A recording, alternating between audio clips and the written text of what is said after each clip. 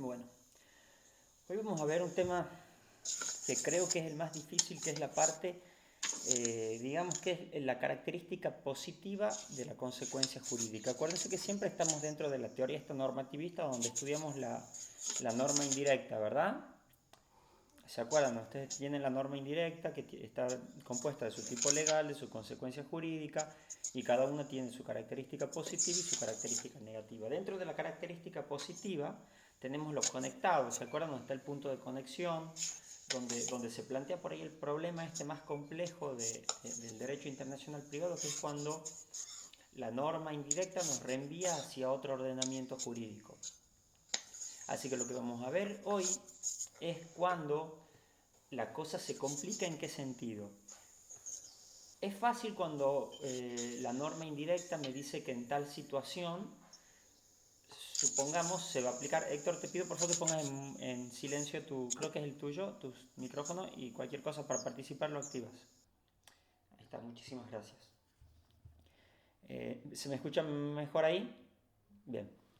Este, una situación fácil, digamos, entre comillas, sería que la norma indirecta nos diga, bueno, en caso que se plantee tal conflicto, este conflicto se solucionaría aplicando la norma uruguaya, supongamos. Ahí tendríamos una norma indirecta porque no lo resuelve directamente al caso, o sea, no lo resuelve esa misma norma, sino que nos manda la norma uruguaya para que la norma uruguaya lo resuelva, ¿verdad? ¿Me siguen hasta ahí? ¿Sí? Bueno, ¿qué pasa? Cuando dice la norma uruguaya, supongamos que diga la norma argentina, sería un problema, digamos, sería fácil de resolver porque se aplica esa norma y se resuelve el conflicto. Ahora, ¿qué es lo que pasa acá?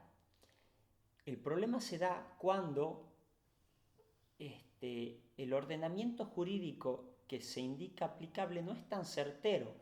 O sea, no se sabe bien cuál es ese ordenamiento que se va a aplicar. Les doy un ejemplo de esto.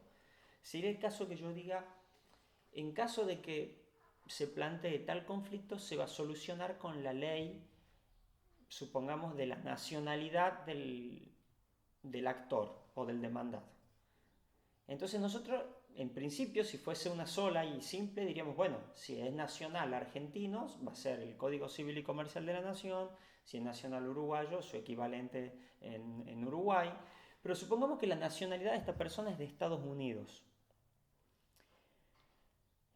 ¿Y qué problema tenemos en Estados Unidos nosotros como para aplicar la ley? Si nos dicen que vamos a aplicar la ley de ese lugar, ¿qué problema se nos podría llegar a dar esto? Bueno, los chicos que estuvieron en la clase pasada más o menos ya deben saber de qué hablo. El resto, ¿qué se imagina que puede plantearse acá si yo digo que voy a aplicar la ley de Estados Unidos, supongamos? ¿A alguien se le ocurre qué conflicto se me puede dar? Disculpe, doctor, Sí, podría ser el tema de que el Estado o los Estados Unidos no suscribieron los tratados internacionales de derechos humanos. no, bueno, no va por el lado que han apuntado tanto Roberto y Héctor, sino va por el lado de la convergencia de derechos, donde hay más de un derecho y donde no es para mí, o sea, no es fácil decidir qué derecho aplico. ¿Por qué? No sé si sabían ustedes que Estados Unidos tiene diferentes legislaciones en diferentes estados. O sea, no es lo mismo. Si yo tengo, supongamos que la situación que se había planteado acá era un robo, o una estafa, o no sé, o lo que se les ocurra, o un divorcio. En Estados Unidos tienen un sistema en el cual a veces no es lo mismo si yo aplico la legislación que está en California que si estoy en Florida. O sea, la solución al caso no es la misma, muchas veces. Hay estados donde donde existe la pena de muerte, hay estados donde no, hay estados donde a veces hay que pagar una multa, hay otros donde vas preso o sea, por aplicar un mismo tipo legal, para resolver ese mismo tipo legal. Las soluciones a veces no son las mismas dependiendo de estos estados. Entonces, O sea que es variada, no es específica. Cuando dice se remite a Estados Unidos y cada uno de sus estados tiene una legislación diferente, entonces hay una variedad, Claro, una yo no cantidad sé importante. si yo digo que voy a aplicar la ley de la nacionalidad del demandado, y el caso que sea de ahí, la nacionalidad del demandado, la nacionalidad es todo el país entero, o sea, abarca Estados Unidos. Y no me resuelve el caso, porque yo, si me dicen la legislación de todo ese país, y yo ese país lo tengo subdividido con diferentes legislaciones, ¿cuál aplico? Ese punto de conexión, en este caso, la nacionalidad, no es preciso. Porque no me da ninguna solución a mí, no puedo resolver el caso aplicando esa norma indirecta, porque no me manda a un país donde me lo pueda resolver. Porque yo aplique, distinto fuese si me diga que si la nacionalidad de esta persona fuese uruguayo y estamos hablando de algún caso, es fácil porque Uruguay es muy parecido a nosotros, donde hay un código civil para los casos civiles, un código comercial, un código penal, un código laboral, está más estructurado como nosotros. En Estados Unidos nosotros tenemos 50 códigos civiles, 50 códigos penales, 50, ¿me entienden? Entonces, ¿qué punto de conexión si en un caso de una persona que esté en Estados Unidos o que deba resolverse con esa norma de ahí, qué punto de conexión creen que me podría resolver mejor un caso que aplicando ley de Estados Unidos? Sí, Domicilio, ¿por qué? porque el domicilio está ¿La de qué lugar? la ley donde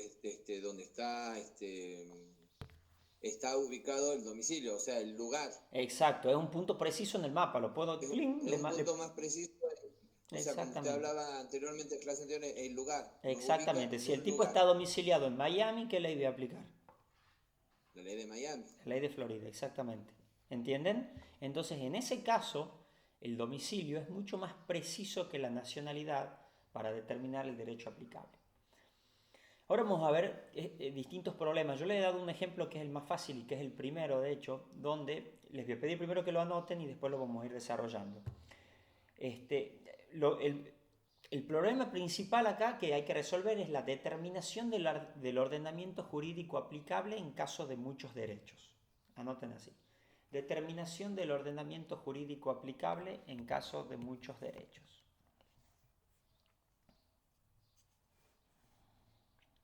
El primer caso, digamos, acá tenemos 4 casos, ya podemos ver 4 situaciones que se nos pueden dar. La primera es la convergencia de varios ordenamientos jurídicos en el país cuyo derecho resulta aplicable.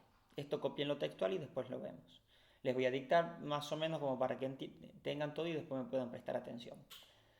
Convergencia de varios ordenamientos jurídicos en el país cuyo derecho resulta aplicable. Esta es la primera de las situaciones posibles, que es la que estábamos viendo en realidad. Acá tenemos 2 puntos de conexión, o sea, 2 tipos de conexión acá. Una es la punteiforme, se llama conexión punteiforme, que es cuando el punto de conexión señala un lugar determinado. Este sería el caso, el ejemplo que dio el compañero, donde dijo que un punto de conexión es el domicilio. ¿Por qué? Porque señala un lugar determinado en el mapa donde a mí me da muy poco margen de error. A no ser, que esté justo en el límite entre 2 jurisdicciones y se me pueda plantear un conflicto, salvo una situación muy extraña como esa, sería no me solucionaría ese problema este punto de conexión. ¿Se entiende? Cuando el punto de conexión es puntiforme. Otro tipo de conexión es la conexión mocha, que no es tan precisa.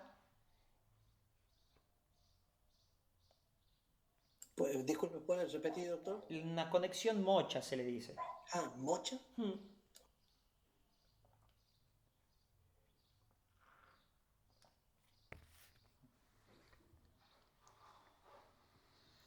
Esta conexión no es tan precisa como el domicilio para algunos casos. Ahora, hay veces que es mejor este tipo de conexión que la conexión puntiforme.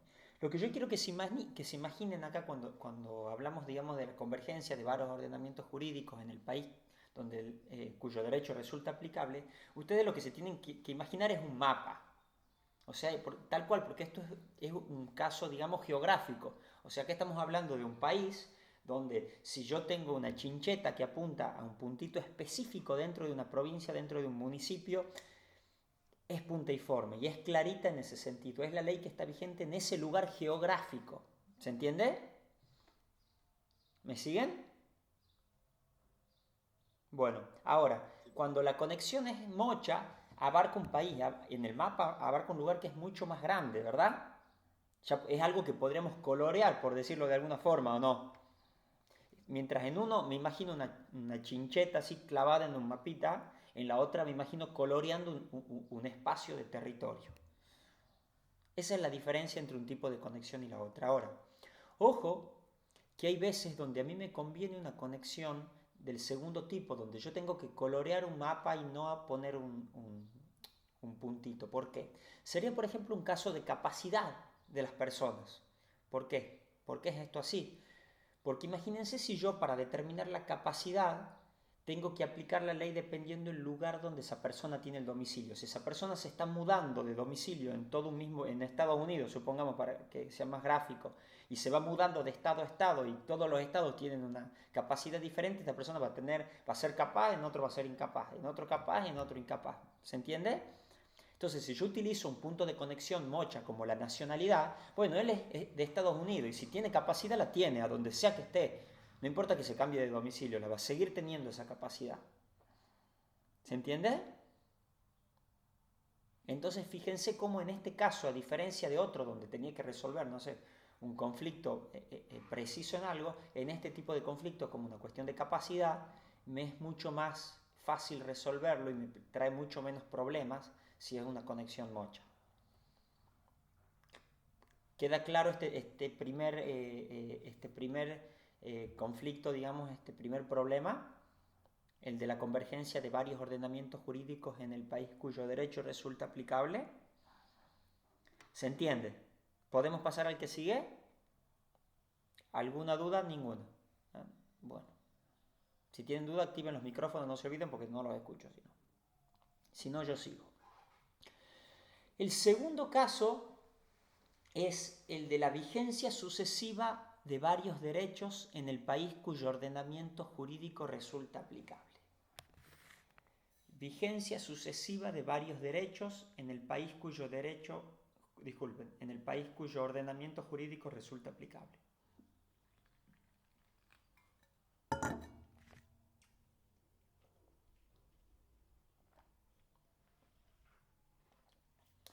Aquí, ¿qué es lo que pasa?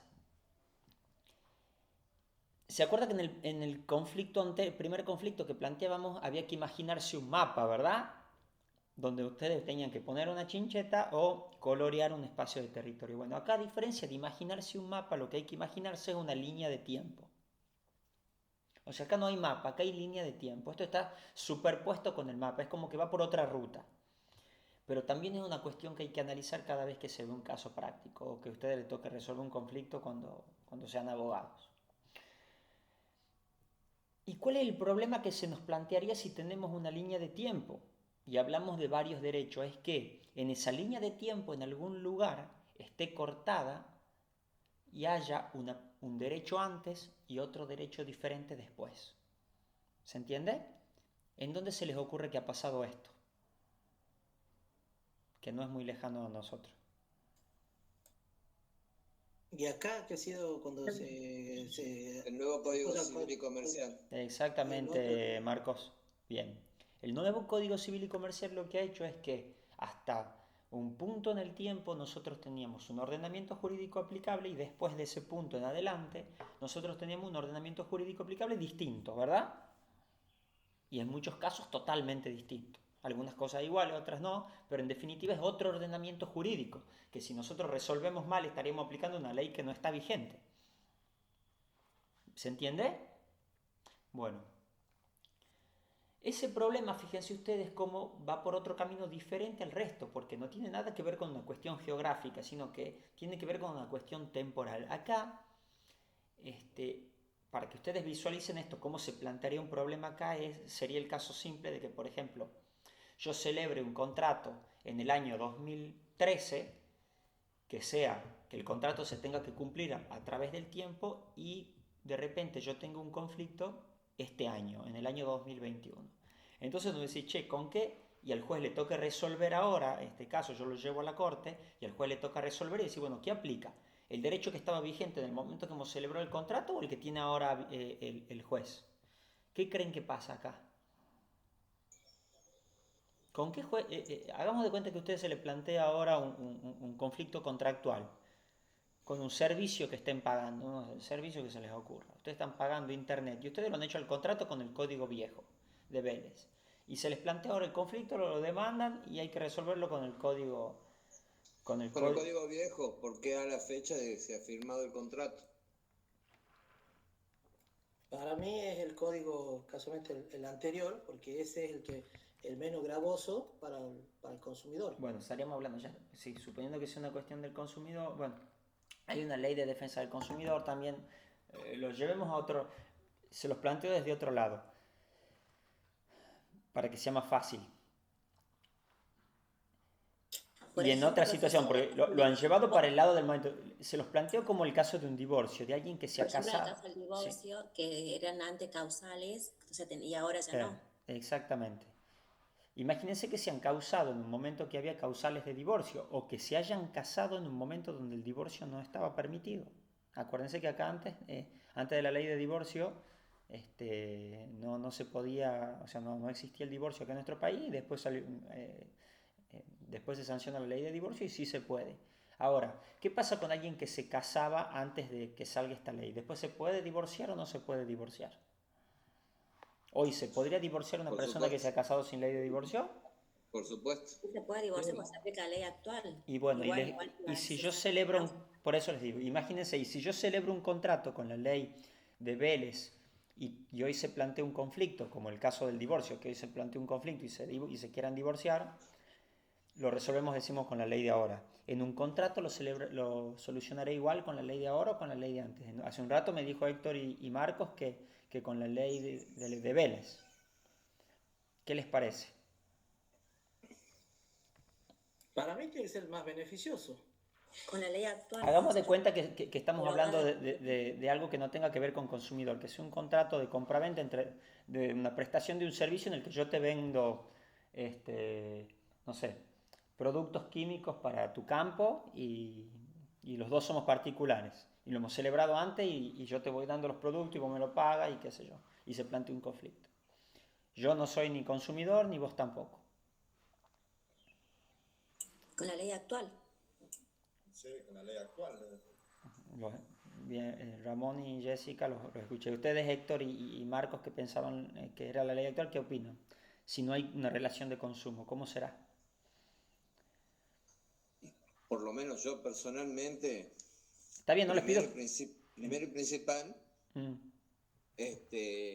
bueno, en el caso que usted dice, pero yo lo hubiese planteado primero y principal si a la fecha de haberse firmado el contrato, si alguna de las personas tenían la capacidad suficiente para poder firmar el contrato. No, capacidad, y no es una cuestión de capacidad, es un conflicto en el que una persona no le paga a la otra, simple, digamos. Un conflicto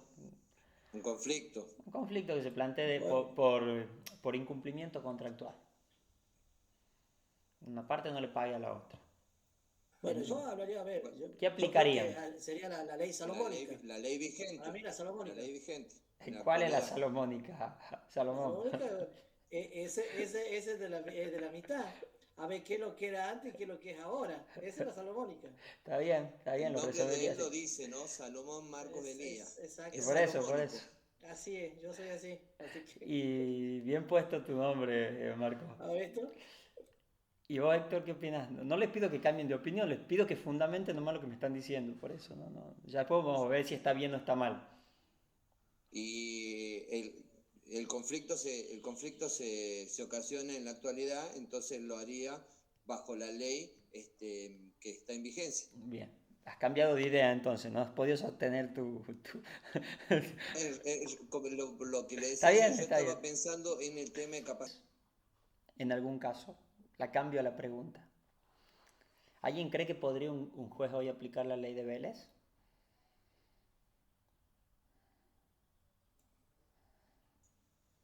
este caso, Depende, sí, yo creo que depende sí. del caso. Bueno, avancemos, avancemos. Vamos a ver. Acá hay dos tesis. Profesor, Sí, perdón. Karina, ¿qué tal? ¿Cómo estás? Buen Eh, día. Nosotros tenemos un principio de retroactividad, entonces como que las leyes no son vigentes a partir del momento en que son sancionadas, Muy ¿o bien. no? Entonces el contrato debería, digamos, desarrollarse con la ley con la cual fue sellado. Bien. Te planteo algo ahora, Karina. Es muy interesante lo que has dicho, está perfecto. Tu conocimiento del derecho está muy bien. Ahora yo te planteo una situación. No nos olvidemos igual que esto es derecho internacional privado, ¿no? Donde capaz que haya algún lugar donde esta retroactividad no exista. Pero bueno, supongamos que sí, que está muy bien porque es casi así en todos lados. Ahora, imagínense que yo celebro un contrato con una persona de otro lugar donde, nada, un contrato común donde yo te vendo la computadora y vos me la tenés que pagar. Lo celebramos con una ley, te entrego la computadora y vos me lo pagabas en cuotas. Y de repente en la mitad del cumplimiento que me tenías que seguir pagando, me los dejas de pagar y cambia la ley y yo te reclamo el incumplimiento, ¿verdad? Nos imaginemos que la sanción en la ley vieja era que nada, que me pagues con intereses y una multa y una indemnización por el daño que me has causado. Y supongamos que en la ley nueva te condenen a cortarte la mano. ¿Qué hacemos acá? ¿Qué crees vos? Digo que podría pasar, o sea, estoy pensando, estoy siendo, digamos, no, esto no es muy raro, digamos, pero, y lo estoy llevando a un extremo también, pero imagínate una situación así. Donde vos, a ver, te lo planteo desde otro lugar. Imagínate que vos has hecho un contrato, has celebrado un contrato teniendo en cuenta la legislación que estaba vigente en ese momento. Porque si no, vos capaz que no lo hacías al contrato. Si vos sabías que había alguna posibilidad de que te corten la mano, estoy seguro que te hubiese replanteado lo de pagar en cuotas. Y lo hubieses comprado si tenías la plata y si no la tenías, no la comprabas. Digo, estoy pensando en voz alta, ¿no? Entonces yo le pregunto, ¿será justo esto de la irretroactividad del derecho en una cuestión así? ¿Ves? Estoy pensando en eso, ¿eh? Claro, bueno. Yo considero que al contrato lo rige la ley que No sé si está bien o mal, no sé si se aplicará en todos los países o no, pero estoy seguro que lo que vos acabas de decir, Héctor, es lo más justo. Y les digo que hasta esto me parece mucho más justo incluso en un caso de defensa del consumidor. ¿Por qué? Porque el contrato en definitiva, ¿qué es? Es un acuerdo de voluntades entre dos partes, donde las partes conocen los términos de ese contrato y firman. Se ponen de acuerdo y dicen, sí, vamos a aplicar esto. Y ese acuerdo tiene una ley de respaldo. Entonces, si yo de repente cambio esa ley, el contrato yo digo que hasta dejaría de ser un contrato, porque o sea, no hay una mutua voluntad ahí, sino que ya está cambiada. ¿Se entiende? es más, por eso está el vicio en el contrato también que lo declara nulo. Bueno. En ciertos casos, por Bueno, supuesto. ojo que acá Pero estamos, tengan cuidado con esto. A ver, yo estoy dando ejemplo bueno, y estoy pensando en voz alta, como les digo, y lo estoy haciendo que ustedes piensen las situaciones que se podrían dar. Ahora vamos a ver cómo se soluciona esto y qué es lo que pasa en el derecho internacional privado. Pero bueno, por cierto, el problema es justamente lo que plantea Karina, que existe esta irretroactividad del derecho. O sea, se supone que el derecho se aplica desde que se sanciona para adelante, ¿verdad? Esto es un principio que existe realmente y hay que jugar con ese principio, digamos, de alguna forma y ver cómo solucionamos los problemas de la manera más justa posible, sobre todo en estos casos de derecho internacional privado, donde a veces no estamos hablando de cuestiones de nuestro derecho, sino de derecho de otro lugar. Hay dos tesis acá. Uno es la tesis de la petrificación del derecho extranjero. Tesis de la petrificación del derecho extranjero. ¿Qué dice esta tesis? El derecho aplicable se inmoviliza en el momento indicado por el punto de conexión. El derecho aplicable se inmoviliza en el momento indicado por el punto de conexión.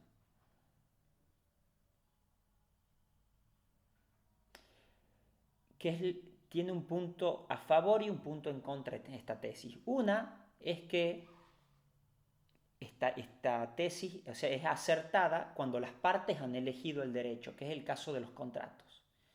¿Qué es lo que hace esta tesis de la petrificación? Como el punto de conexión me lleva al momento que las partes han celebrado el contrato, como por ejemplo que diga el lugar de celebración del contrato, entonces me lleva a ese momento y yo petrifico el derecho en ese momento. Entonces el juez hoy tiene que aplicar derecho de Vélez, en el caso que sea derecho argentino el que resuelva el caso. Esto existe y se llama tesis de la petrificación del derecho.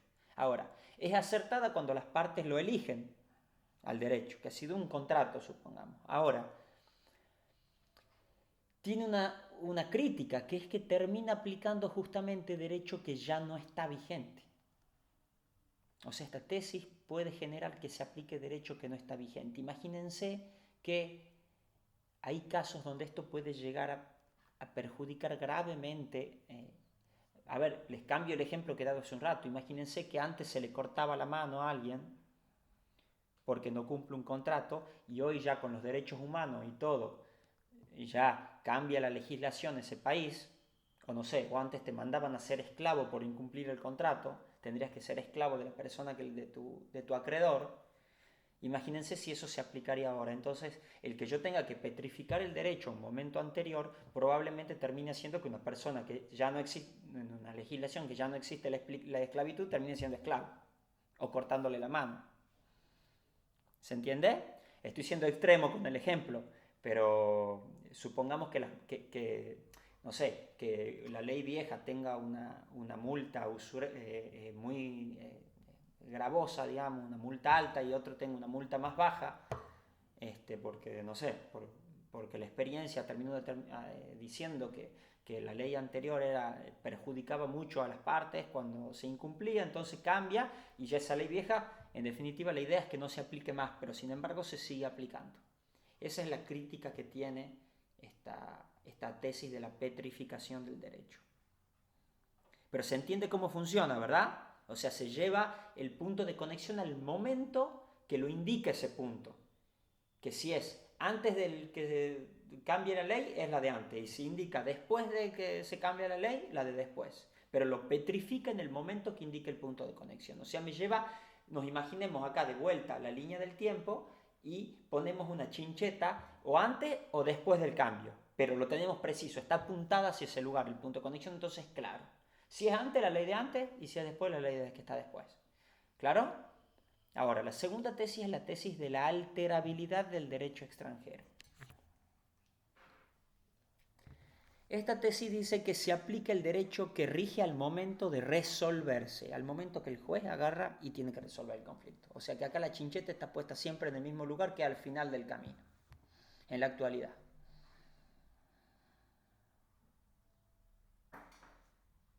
¿Qué podríamos criticarle a esta tesis? A ver, teniendo en cuenta lo que venimos hablando. ¿Qué crítica le haría alguno de ustedes a esta tesis? Karina, ¿te puedo preguntar a vos? Que me habías hablado de la irretroactividad del derecho. ¿Qué crees que...? No sé si me estás escuchando. Justo estás sin camarita. Sí, profe. ¿Qué crítica le harías vos a esta tesis de la alterabilidad del derecho extranjero? Siendo objetivo y tratando de criticar todo, digamos. ¿Qué crítica le harías a esta tesis de la alterabilidad, donde el juez aplique derecho justamente que esté vigente hoy? Y es un poco como lo que había dicho Salomón.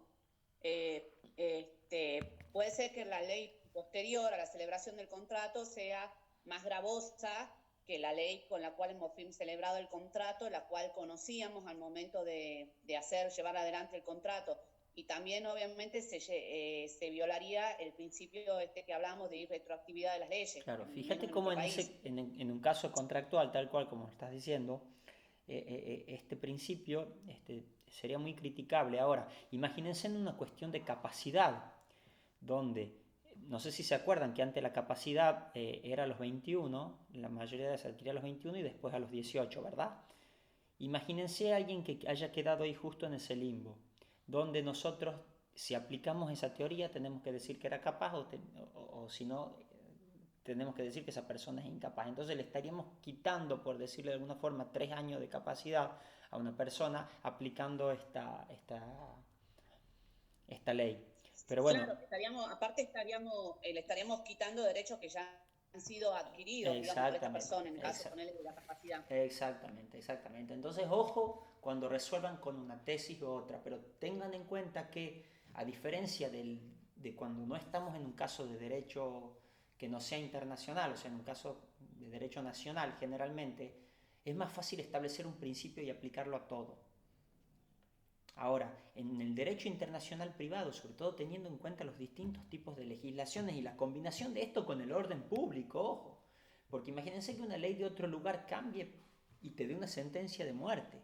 Ojo que acá capaz que hay que hacer no hay que aplicar una norma indirecta por justamente haciendo un análisis de la misma norma indirecta, que por una cuestión no digo fraude a la ley porque no sería el caso, pero sí por una cuestión de orden público se termine resolviendo junto con este cambio de derecho en cuestiones temporales.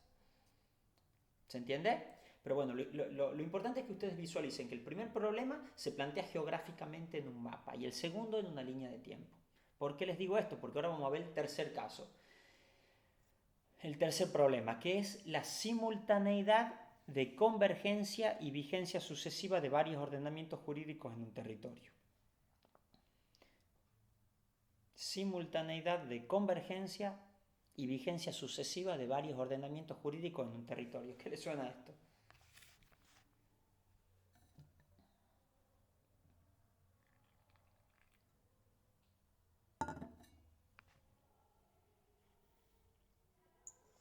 Una ensalada rusa. Bueno, este caso es la combinación de los dos anteriores. Es cuando en un lugar pasan las dos cosas juntas, que tenemos un territorio donde hay distintas normas teniendo en cuenta, o sea, geográficamente hablando, y a su vez, además de haber este lío geográfico, hay un lío temporal donde también hay derecho aplicable antes y después. Esto pasa, por ejemplo, mucho en los casos de guerras civiles, en los países donde hay guerras civiles, donde de repente los territorios están divididos y tenemos una legislación antes, después viene un gobierno nuevo y cambia la legislación y une los territorios, los separa, o pasan estas cosas así donde si yo hablo de la nacionalidad de alguien, de repente al otro día ya la nacionalidad no existe, el lugar que él estaba es otro, vivía en un país y después vive en otro, teniendo siempre la casa ubicada en el mismo lugar. Esto pasa. Entonces, acá es donde se plantea este tipo de conflictos, es cuando tenemos un problema no solo geográfico, sino también temporal. ¿Se entiende? Bueno, una solución para esto es aplicar el derecho vigente en el lugar y el momento donde ha sucedido el hecho, supongo. O sea, una solución propuesta a esto, que es la más lógica, es justamente la que aplicar la ley que había en el momento que ha pasado el conflicto y en el lugar geográfico que ha pasado el conflicto. Es como que, bueno, ya que no sabemos cómo resolverlo, decir, bueno, pongamos un punto en el tiempo y otro en el espacio. ¿Se entiende?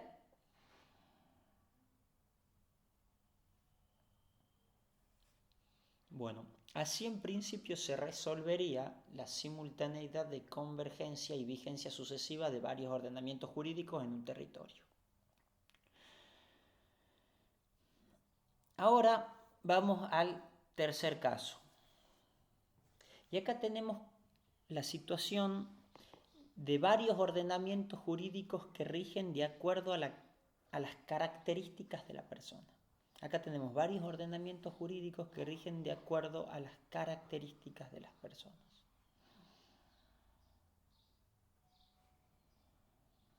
¿A qué se refiere este último caso? Bueno, acá es cuando tenemos distintos derechos, pero ya no nos imaginamos acá ni una línea de tiempo ni un mapa.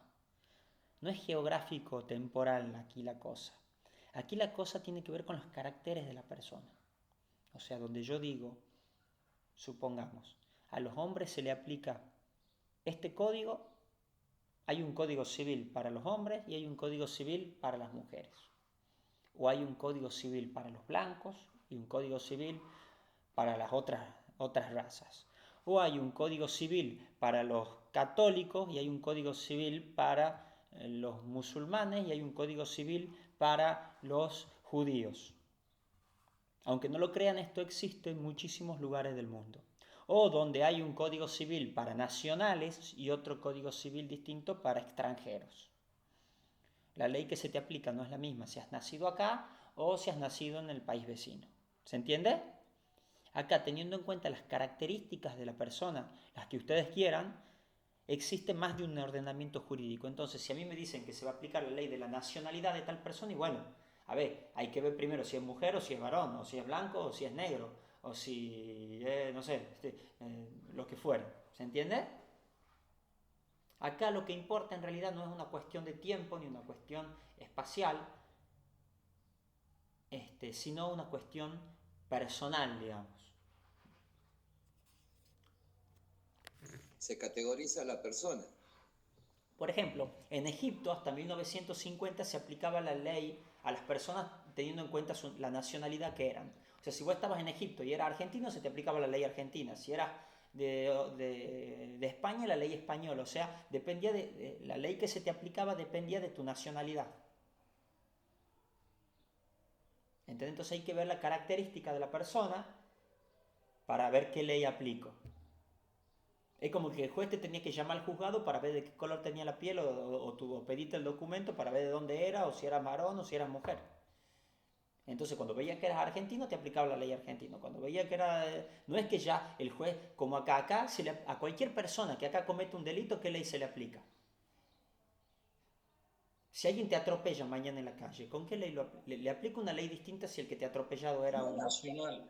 La ley de acá, Acá la A todos el Código Civil, en este caso. Bueno, la Constitución Nacional Argentina dice que la ley que se aplica tanto nacionales como extranjeros van a tener el mismo trato acá, ¿verdad? Bueno, esto antes no era así. Acá sería inconstitucional discriminar a alguien o aplicarle una ley distinta porque tiene una nacionalidad diferente. Pero bueno, Ese era un ejemplo, por ejemplo, doctor, en Estados Unidos, las leyes de Jim Crow, eso también son un ejemplo. por eso, claro. A ver, es inconstitucional, o uno dice, no, esto no es así, o principios o cosas que nosotros por ahí tenemos incorporadas. Hay lugares donde no es nada que ver esto. Ni a ver si nos vamos a un lugar de Medio Oriente, a un lugar por ahí. ¿Se entiende? Entonces, ojo con esto. Hay que tener en cuenta que cuando aplicamos derecho internacional privado hay que ver a dónde nos lleva esa norma indirecta y conocer el derecho de ese lugar para poder resolver este conflicto. ¿Les queda claro esta parte?